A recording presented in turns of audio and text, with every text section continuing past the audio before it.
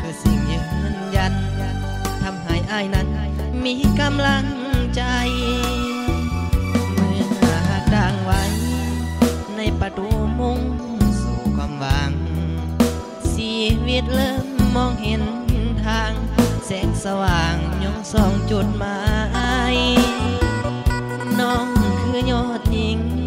พร้อมทุกจริงถึงเป็นถึงตายสุนค่าเกินจะบรรยายน้องให้เกียรติอายเหมือนพ่อผู้สอนจากปากของน้องดังไข่ในหินตราบสู่ชีวิตหากอยู่พินให้สมใจปองต่างรุ่นต่างวัยแต่หัวใจของเฮาขาวผ่องมีอายจะต้องมีน้องฝ่ายผู้ปกครองก็แสนภูมิใจได้กำลังใจเป็นแสงไฟส่องทางชีวิตไปสะกิดอยู่ในดวงจิตให้ชีวิตไอ้นี้สดใสบอกได้เลยว่าชาตินี้ชาติหน้าหากใครบ่ได้ขอเป็นคู่กับคนหัวใจต่างรุ่นต่างวัยแต่หัวใจเอาหากัน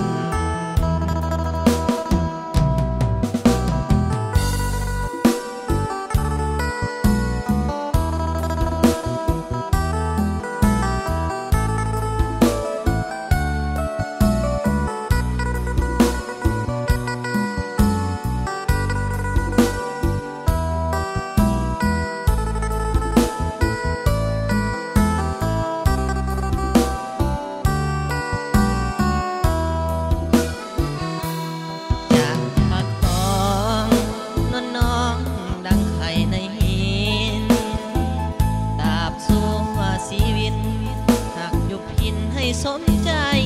ปองต่างรุ่นต่างวัย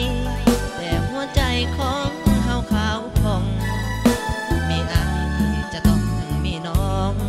ฝ่ายผู้ปกครองก็แสนภูมิใจได้กำลังใจเป็นแสงไฟส่องทางชีวิตไปสะกิดอยู่ในดวงจิตให้ชีวิตไอ้นี้สดใสบอกได้เลยว่าชาตินี้ชาติหน้าใครบ่ได้